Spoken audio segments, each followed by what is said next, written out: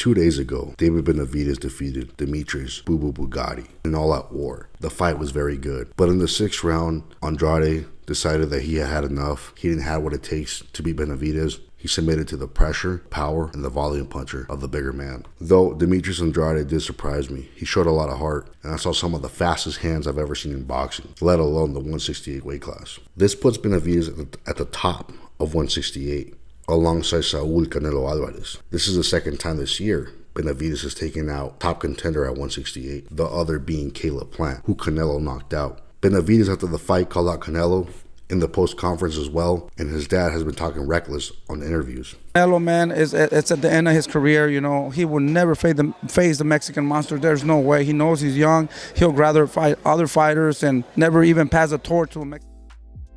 Naturally, this is the fight that most fans want and want to see. Most purists want to see this fight. I do too. These guys are two unbeatable guys at 168, offensive machines, powerful with destructive power. Also, as a purist, this is a fight that we should leave alone. Canelo should leave alone. Success stories don't happen very often in boxing. We all forget that because we see Mayweather at the strip clubs, with the yachts, with the bling, Canelo riding horses in his ranch, and even Rolly, who got beat up by a 40-year-old wearing his big-ass chains. These guys are the 1% of all boxers. Most fighters don't make a cent of their careers in the sport. And those who did in the past end up with tragedy, tragedy, tragedy. Broke, broken, or buried. Right now, Canelo Alvarez and David Benavidez are the 1% of successful fighters. And if these two fight, in my opinion, it's a 50-50. I'll make a fight prediction on that later. But they still have a lot of time to chase and achieve greatness. There are side quests that these two have not taken on, but yet we're talking about them two fighting. And they only get one chance to do it, which is now, because they can call the shots. For example, Benavidez. He has a lot of work to do. There are guys his age right now that are calling him out or talk about him fighting them. We're talking about guys like Edgar Berlanga from Puerto Rico, David Morel from Cuba, and even Jaime Munguia from Mexico. He's only fought two guys who were top opposition, top 10 contenders. Canelo obviously has had a longer career, and now has fought over 10 fights with top 10 contenders, but he still lost to Bivol. I believe that is a chapter that he has to revisit to max out his legacy. A fight that I think he can win. Right now they have the spotlight on them, and they can make these fights happen. If these two were to fight, one of them loses, Canelo will lose his legacy. On the other hand, Benavidez will get his future destroyed, both being ferocious, nasty punchers. I'm sure these guys will lose skill levels by losing to one another and getting into that fight. So I don't think this is a fight that Canelo should take. On the other hand, Benavidez is a big name with huge risk and little reward for Canelo. Benavidez is only known among the hardcore fans. In some of the viral videos that he's had, he doesn't have a star-sounding name. He has an average name. And he hasn't made it to where casuals know about him. Obviously, in a pay-per-view, Canelo will be pulling all the figures, all the numbers. But right now, Canelo can fight other fighters that sell more pay-per-views than Benavidez would. So Benavidez being a 50-50 fight doesn't make any sense.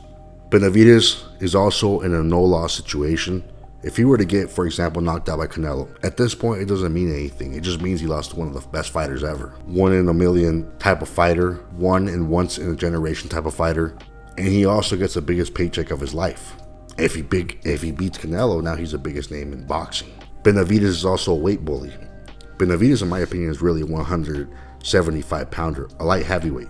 I'm sure he'll get there soon. Canelo naturally is a 160-pounder that went up to 168 because of his power and his talent. But I believe Canelo is too small for Benavidez.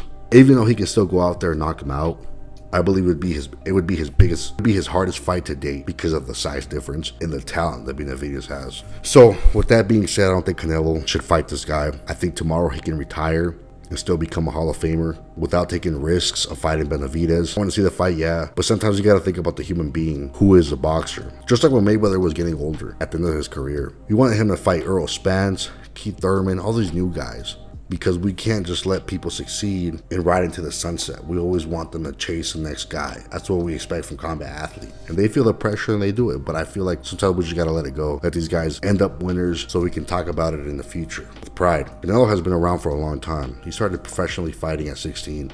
Even though he's a young man, I think he's like 32, 31, maybe 33. He's at the end of his professional boxing career. His body has taken the damage. His mind has taken the damage. In boxing years, he doesn't have much left. I believe in letting veterans ride into the sunset. And that's why I wouldn't want him to fight Benavidez, taking that big of a risk for what?